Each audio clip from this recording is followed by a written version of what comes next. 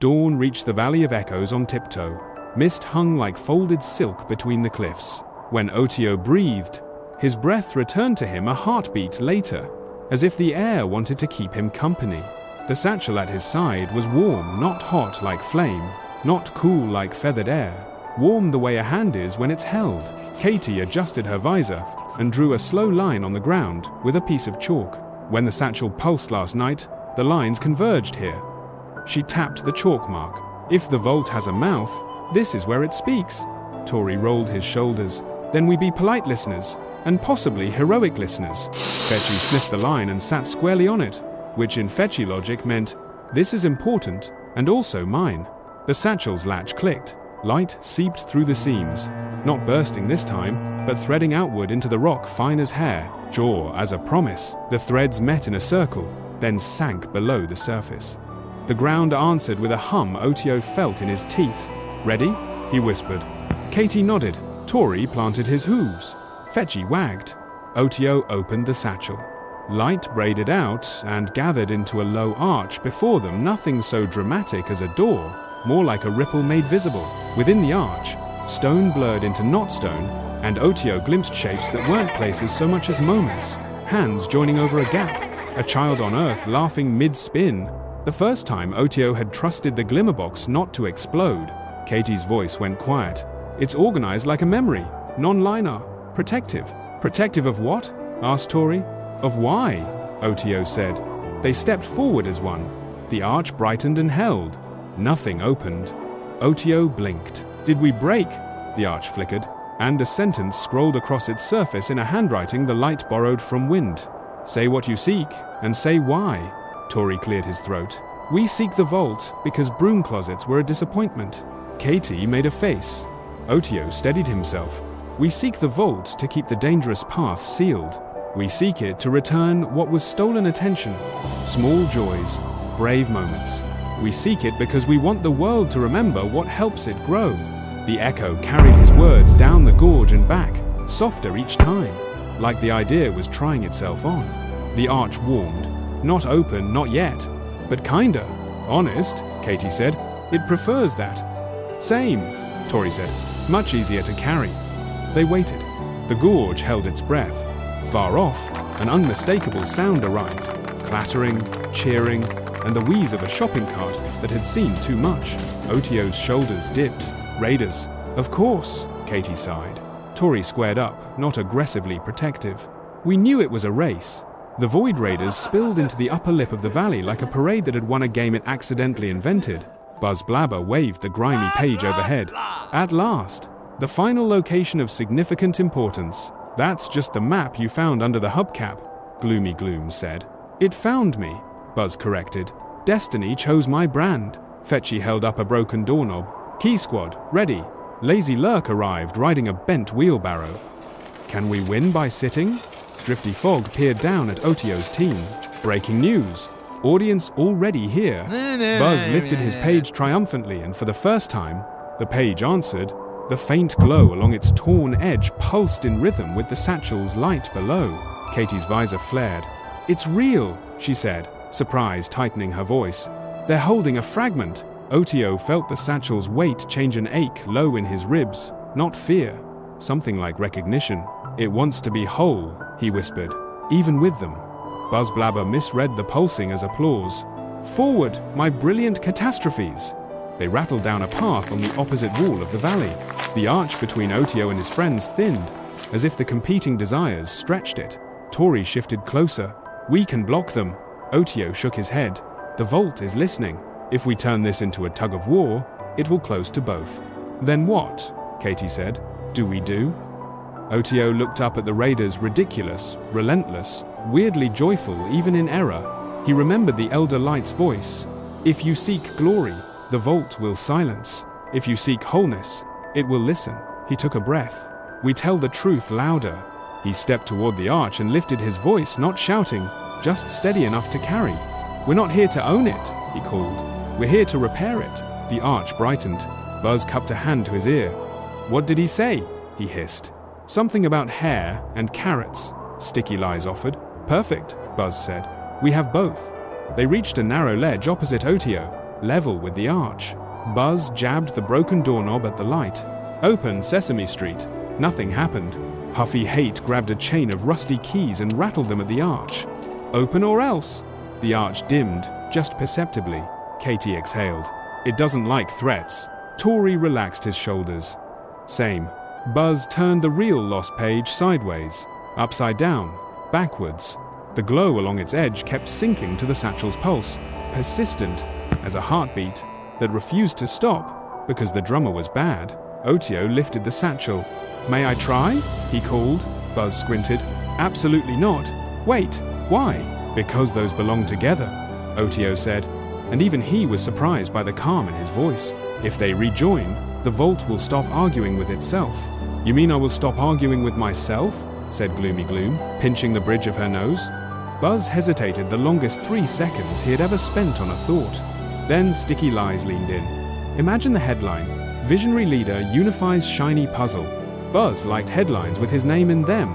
"Fine," he declared magnanimously.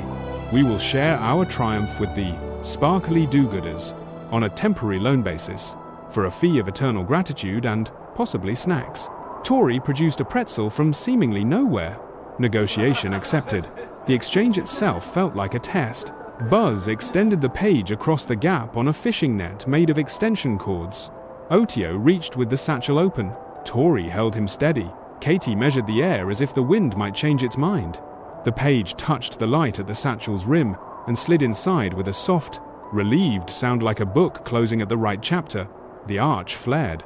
The valley brightened, as if a cloud had turned itself inside out. New lines etched across the air, completing what had been only almost. Katie's visor sang.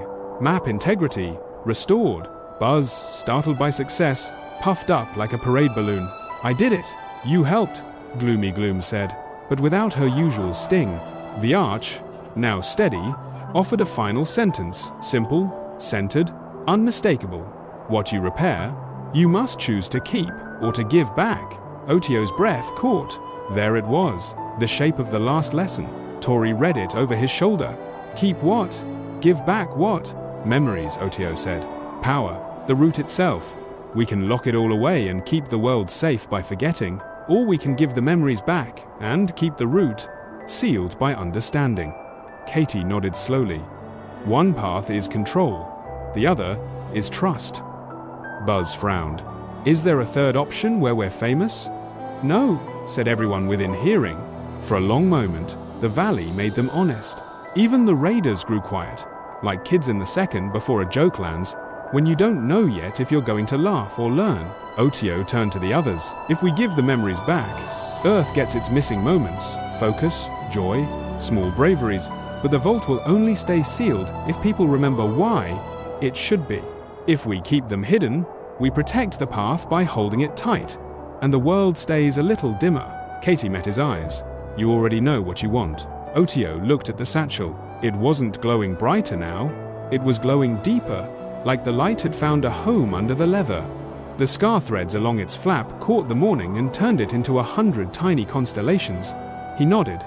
"I want a bright world that chooses to stay brave." Tori's answer was simple. "Then we choose that, together." They faced the arch. Oteo lifted the satchel, and the light inside fanned out like pages turning. The arch rippled, ready. Across the ledge, the raiders fidgeted. Buzz cleared his throat. "If we choose the brave one, does it come with snacks?" "Eventually," Tori said. "Most good things do." Sticky Lies glanced at the others. "I vote we copy whatever they're doing. It's a classic winning strategy." Gloomy Gloom folded her arms, but her mouth twitched. "Fine. I am tired of opening closets." Lazy Lurk yawned. "I was born ready to let other people decide." Drifty Fog wobbles his hand. "Breaking news? Cooperation." Buzz tried the word on like a hat. Ation. It fits. "Then say it," Katie called. "Out loud." Buzz lifted his cracked mirror, caught his own eye in it, and sighed as if signing a very dramatic contract.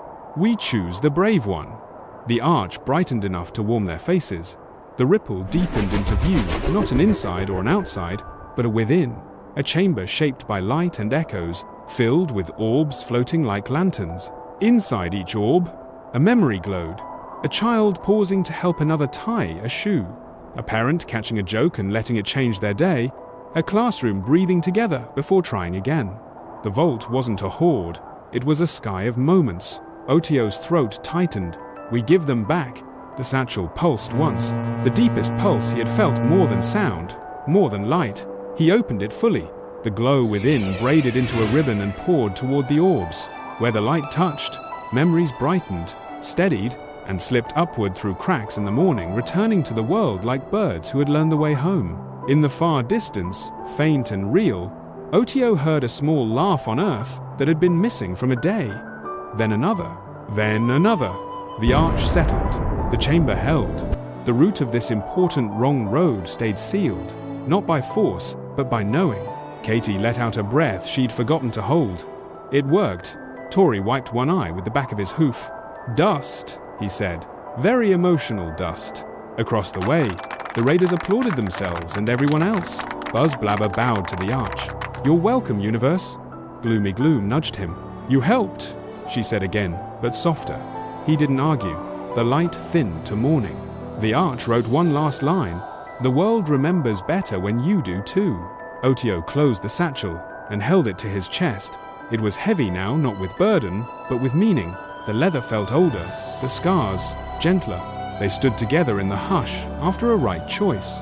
Back in the crystal dome that evening, Oteo set the satchel on the work table. Lamplight sank into the leather and returned as a quiet glow beneath the grain. The bright crystal of the first day was gone.